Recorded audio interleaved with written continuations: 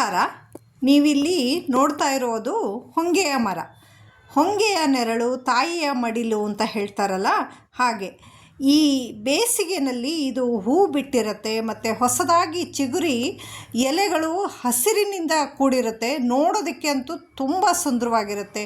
ನಗರ ಪ್ರದೇಶದಲ್ಲಿ ಪಾರ್ಕ್ಗಳಲ್ಲಿ ಇದನ್ನು ಹಾಕಿರ್ತಾರೆ ಮತ್ತು ರಸ್ತೆಯ ಅಕ್ಕಪಕ್ಕ ಬದಿಯಲ್ಲಿ ಇದನ್ನು ನಾವು ಕಾಣಬಹುದು. ಇದು ಹೇರಳವಾದ ಔಷಧಿ ಗುಣಗಳನ್ನು ಹೊಂದಿದೆ.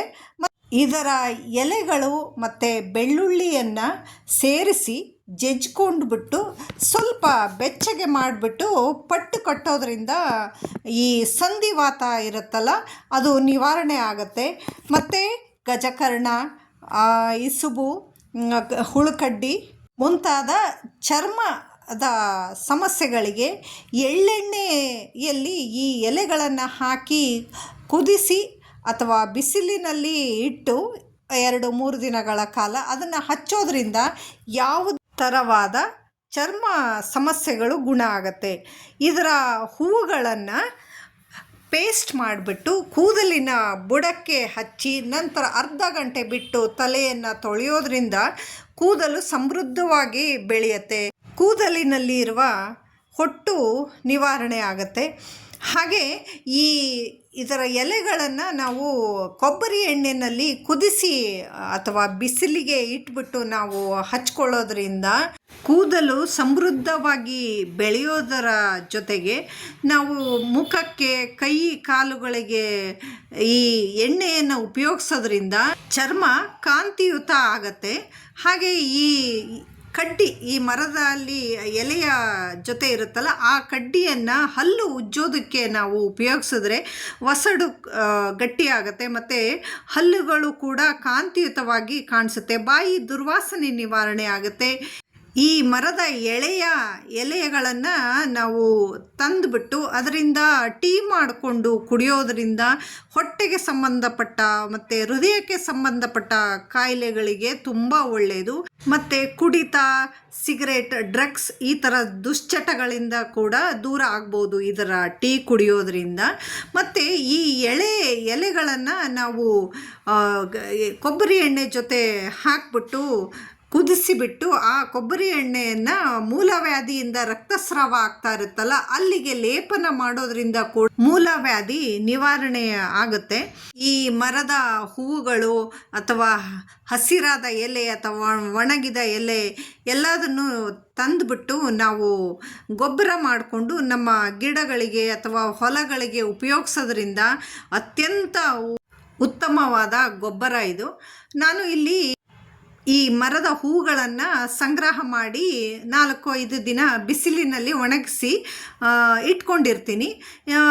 ಈ ಹೂಗಳು ಇಲ್ಲದೇ ಇರುವ ಸೀಸನ್ನಲ್ಲಿ ನಾನು ಆ ಒಣಗಿದ ಪುಡಿಯನ್ನೇ ಗಿಡಗಳಿಗೆ ಗೊಬ್ಬರವಾಗಿ ಉಪಯೋಗಿಸ್ಕೊಳ್ತಾ ಇದ್ದೀನಿ. ಈಗ ಬಿಸಿಲಿರೋದ್ರಿಂದ ಸಾಕಷ್ಟು ಬೇಗ ಒಣಗುತ್ತೆ ಕೂಡ ಇದು. ಹಾಗಾಗಿ ನಾನು ಕಲೆಕ್ಟ್ ಮಾಡಿಕೊಂಡು ತಂದುಬಿಟ್ಟು ಒಣಗಿಸ್ದೆ. ಹಾಗೆ ಸ್ವಲ್ಪ ಹೂಗಳನ್ನು ನಾನು ನನ್ನ ಗಿಡದ ಬುಡಗಳಿಗೆ ಹಾಕ್ತಾ ಇದ್ದೀನಿ. ಯಾಕಂತಂದರೆ ತೇವಾಂಶವನ್ನು ಹಿಡಿದಿಟ್ಟಿರುತ್ತೆ. ಈ ಗಿಡದ ಬುಡದಲ್ಲಿ ತಂಪು ಯಾವಾಗಲೂ ಇರುತ್ತೆ. ಹಾಗೆ ಈ ಹೂವನ್ನು ಹಾಕೋದ್ರಿಂದ ಗಿಡಕ್ಕೆ ಬರುವಂಥ ಕೀಟಗಳು, ಮಿಲಿಬಗ್ಸ್ ಎಲ್ಲ ಬರೋದಿಲ್ಲ. ಹಾಗಾಗಿ ಮತ್ತು ನಾವು ಹಾಕಿರುವ ನೀರನ್ನು ಸ್ವಲ್ಪ ಸಮಯ ಹೂಗಳು ಹಿಡಿದಿಟ್ಟಿರುತ್ತೆ ಆ ನೀರನ್ನು. ಹಾಗೆ ನಾವೆಲ್ಲ ಪಾಟಲ್ಲಿ ಆರ್ನಮೆಂಟ್ ಪ್ಲ್ಯಾಂಟ್ಸ್ ಎಲ್ಲ ಬೆಳೆದಿರ್ತೀವಲ್ಲ, ಅದಕ್ಕೂ ಕೂಡ ನಾವು ಈ ಹೂಗಳನ್ನು ಹಾಕಿದ್ರೆ ಪಾಟಲ್ಲಿರೋ ಗಿಡಗಳಿಗಂತೂ ತುಂಬ ಉತ್ತಮ. ಹಾಗೆ ನಾನು ಒಂದು ಗೊಬ್ಬರ ಮಾಡೋದಕ್ಕೆ ಒಂದು ಗುಂಡಿಯನ್ನು ತೆಕ್ಕೊಂಡಿರ್ತೀನಿ ಯಾವಾಗಲೂ. ಅದಕ್ಕೆ ನಾನು ಕಿಚನ್ ವೇಸ್ಟ್ ಎಲ್ಲ ಹಾಕ್ತಾ ಇರ್ತೀನಿ. ಈ ಸೀಸನ್ನಲ್ಲಿ ಈ ಹೊಂಗೆ ಮರದ ಹೂವು ಮತ್ತು ಒಣಗಿದ ಎಲೆ ಸಿಕ್ಕರೆ ಅದನ್ನು ಎಲ್ಲ ನಾನು ಆ ಗೊಬ್ಬರದ ಗುಂಡಿಗೆ ಹಾಕಿಬಿಟ್ಟು ಅದಕ್ಕೆ ನೀರು ಹಾಕಿಬಿಟ್ಟು ಅದನ್ನು 1 ದಿನ ಬಿಟ್ಟು 1 ದಿನ ಅದನ್ನು ಮಿಕ್ಸ್ ಮಾಡ್ಕೊಳ್ತಾ ಇರ್ತೀನಿ. ಅದು ಕೂಡ ನನಗೆ ಒಳ್ಳೆ ಗೊಬ್ಬರ ಸಿಗುತ್ತೆ ನನ್ನ ಗಿಡಗಳಿಗೆ.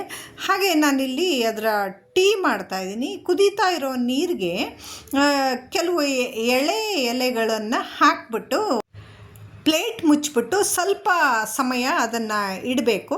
ನಂತರ ಅದನ್ನು ಉಗುರು ಬೆಚ್ಚಗೆ ಇರುವಾಗಾದರೂ ಕುಡಿಬೋದು ಅಥವಾ ತಣ್ಣಗಾದ ಮೇಲಾದರೂ ಕುಡಿಬೋದು. ರಕ್ತ ಶುದ್ಧಿ ಆಗುತ್ತೆ ಇದನ್ನು ನಾವು ಕುಡಿಯೋದ್ರಿಂದ.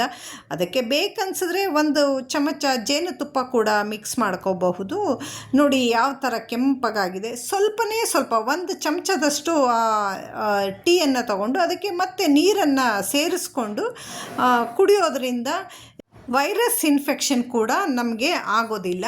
ಹಾಗೆ ಈ ಲಿಕ್ವಿಡನ್ನು ಸ್ಪ್ರೇ ಬಾಟಲ್ಗೆ ಫಿಲ್ ಮಾಡ್ಕೊಂಡ್ಬಿಟ್ಟು ಕೂದಲಿನ ಬುಡಕ್ಕೆ ಸ್ಪ್ರೇ ಮಾಡಿಬಿಟ್ಟು ಅರ್ಧ ಗಂಟೆ ಬಿಟ್ಟು ಉಗುರು ಬೆಚ್ಚಗಿನ ನೀರಿನಲ್ಲಿ ತೊಳೆಯೋದ್ರಿಂದ ತುಂಬ ಸಮೃದ್ಧವಾಗಿ ಕೂದಲು ಬೆಳೆಯುತ್ತೆ.